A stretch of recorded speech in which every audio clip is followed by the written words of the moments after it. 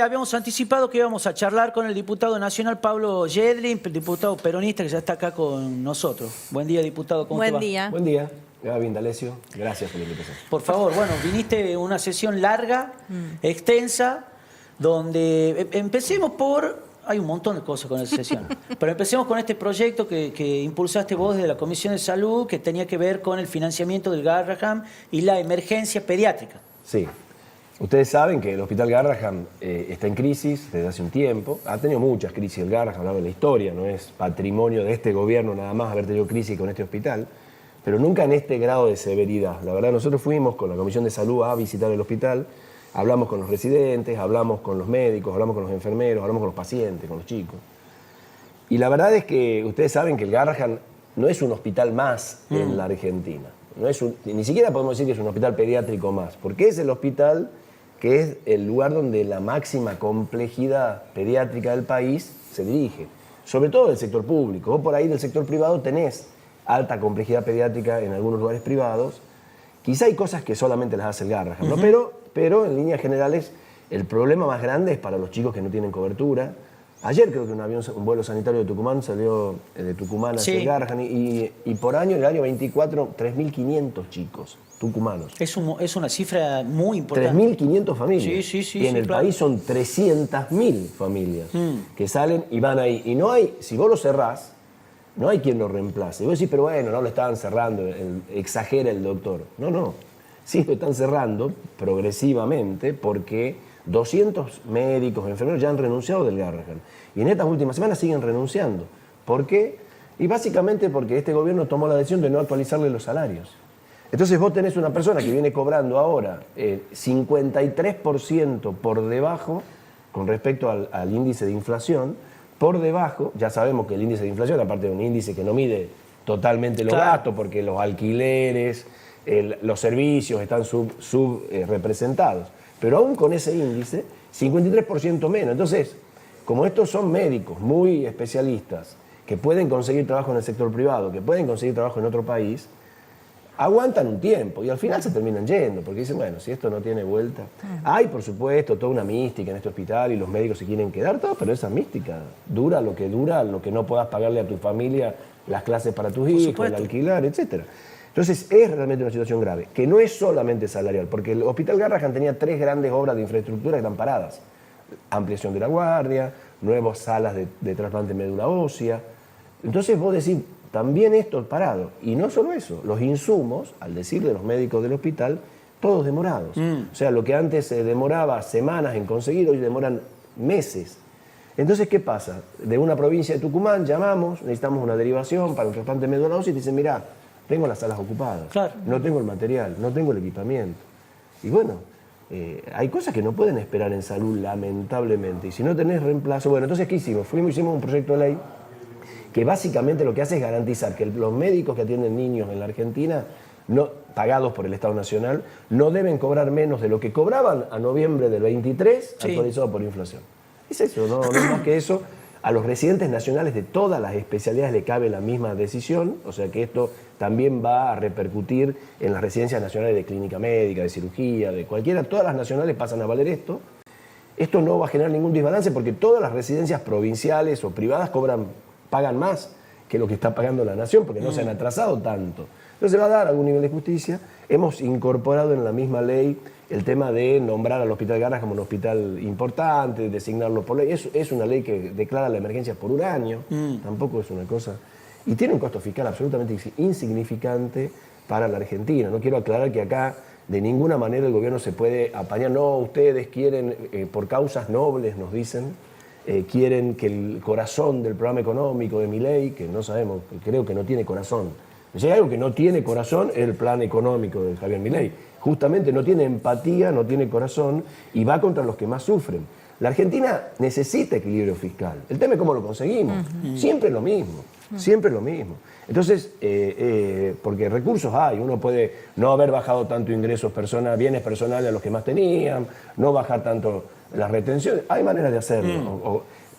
Lo que no podemos hacer en la Argentina y nadie debería poder hacer, y me parece que eso deberían pensarlo bien, es cerrar el Garrahan. Y aclararte que en este programa también lo que hay en esta ley, perdón, Sí. se incluye el tema de un tema que teníamos en la Argentina, que este gobierno lo había derogado, que es que para horas extras y guardias en el sistema de salud tenemos exención del impuesto a las ganancias. Claro. Que era un tema que el sistema de salud tenía, que fue muy útil en pandemia y que Claro, es muy porque si no, útil. no te terminaba conviniendo trabajar más. Exactamente. Digamos. Eso estaba, ya había salido la exención, es mínimo el costo fiscal también, pero no, a los sistemas de salud les viene muy bien. Así que estamos insistiendo también en esto. Esto es media sanción, tiene que ir al Senado, comisiones, pasar 1 o 2 semanas, ir al recinto, transformarse en ley y después sufrir o no la posibilidad del veto y volver para que podamos insistir. Como esta ley salió con 2/3 generosos Sí. de votos, la verdad que fue muy amplio, yo quiero reconocer en esto que muchos gobernadores, bueno, también acá el Bloque Independencia acompañó y hay que reconocer, los 3 votos del Bloque de Independencia estuvieron. Hubo 2 tucumanos que se ausentaron del voto, pero eran votos negativos. O sea, si uno se pone a pensar, también fue un gesto en Claro, este sentido. termina sumando. Entonces me parece que tendríamos la posibilidad de sostener, si se veta, ojalá no se vete, tampoco es la solución. Yo lo hablo mucho con la gente del Garrahan. Esto es una emergencia por un año. La solución es que el Estado Nacional entienda que hay algunas responsabilidades que el Estado no puede dejar a la merced de que suceda lo que sea. Y me parece que ahí está el tema. Nosotros cuando empezamos esto, le dijimos a la gente de Garrahan, mira, es un proceso muy engorroso sacar una ley, sobre todo en esta época. Claro. Tuvimos que emplazarlo a expertos, pasó por 3 comisiones. La idea es que mientras hacemos todo esto, el Poder Ejecutivo diga, no, la verdad que el Garrahan no deberíamos, lo resolvamos. Claro, no lo hicieron. No solo no lo hicieron, empeoraron la situación de los residentes, los transformaron en becarios, los sacaron los derechos laborales, le pusieron guardia después de las guardias, o sea, guardia 24 horas.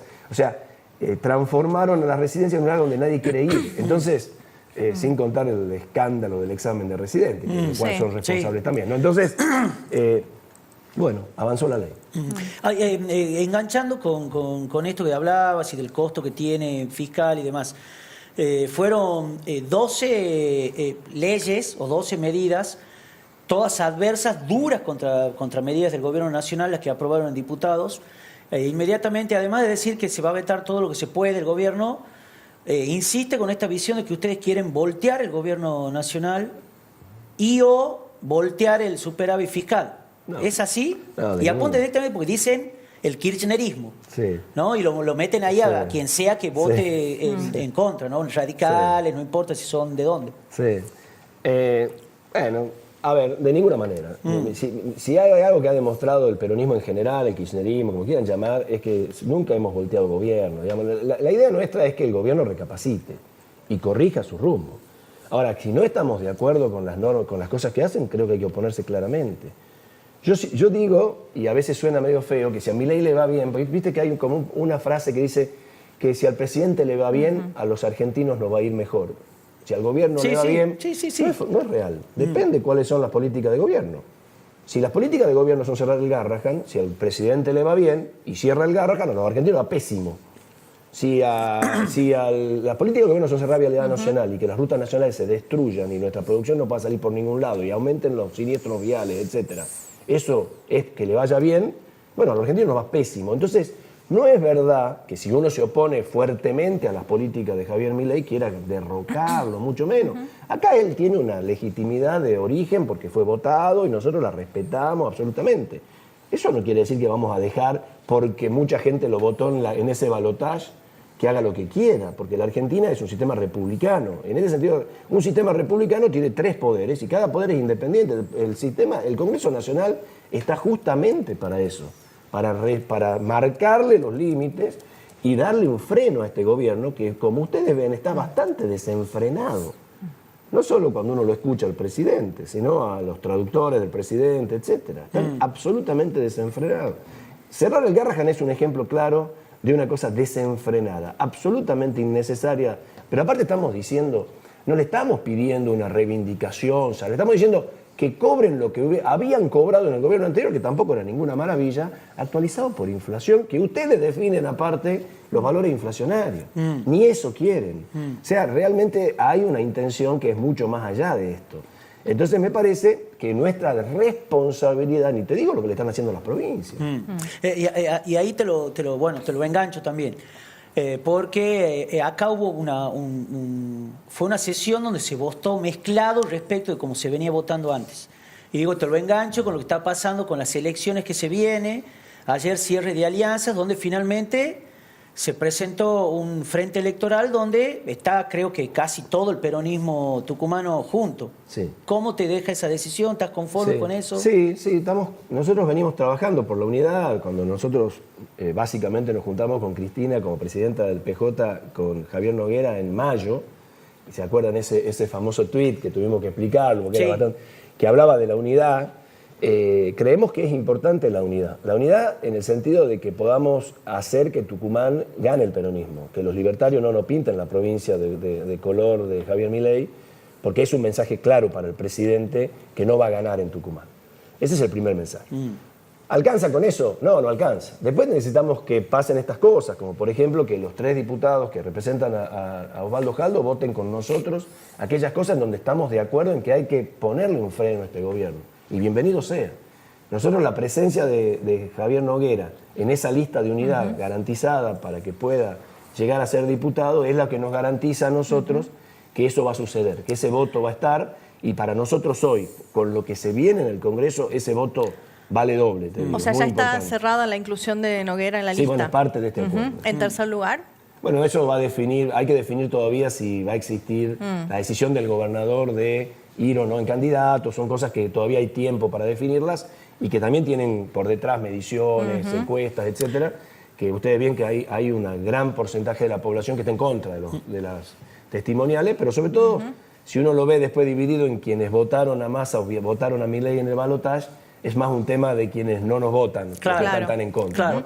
De todas maneras, la figura del gobernador en la provincia de Tucumán es la figura que hoy mejor mide. Entonces, es un candidato muy fuerte. O sea que la discusión es el segundo o tercer lugar. Claro, si fuera Jaldo primero, el acuerdo se expresa en el segundo y tercer lugar. Porque Jaldo, evidentemente, va a seguir siendo gobernador. ¿Y qué opina de esa posibilidad de que él sea candidato?